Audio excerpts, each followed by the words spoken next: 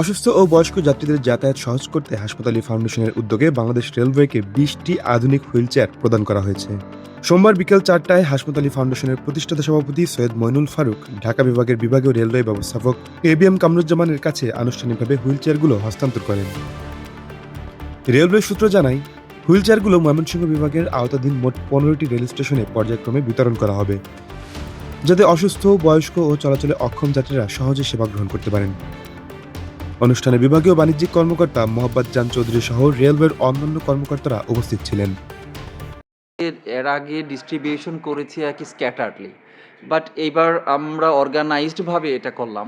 তো আমার ইচ্ছা আছে আপনার রেলওয়ের অন্য যে মানে বিভাগগুলো আছে এখানেও ডিস্ট্রিবিউট করার ইচ্ছা আছে।